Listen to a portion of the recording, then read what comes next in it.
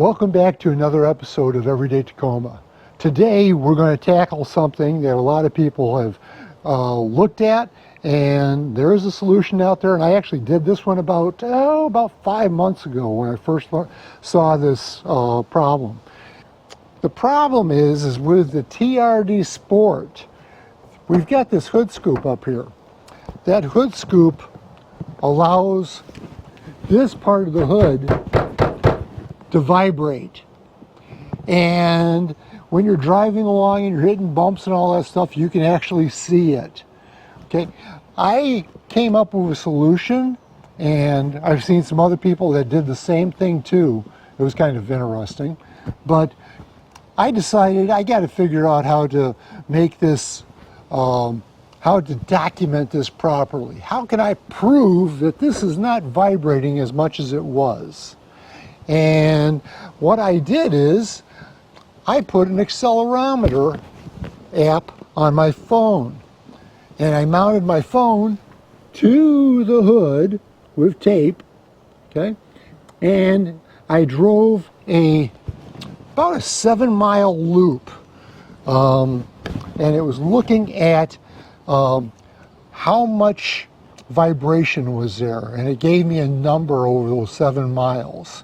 And I did it with and without the solution in place, okay? And the solution, let me open the hood, and the solution is right here along the back. And I know you probably can't see from there, but I'm going to give you a closer view. There's a piece of weather stripping that I've put in here. That piece of weather stripping, and I'll come up here and I'll show it to you. Here's the piece of weather stripping. It clips over a plastic piece on the cowling back there. So I put it on. You got to cut it into 3 pieces, and it's got a piece of metal on the inside of that slit, and that actually grabs onto it. It fills that whole area all the way up, and it supports that hood. I drove the 7-mile loop around, and it's a combination of things. It was different roads and stuff like that. I tried to keep the same speeds as I went on these different roads, and hoping to go over the same bumps and everything else like that. So I got an average number out of all of them, and I'll show that data on the screen right now. The first set of data that we got, and I'll show you what we had with the solution in place, and then I took it off, and now I'm going to show you the data with it removed. There was a significant difference in the two.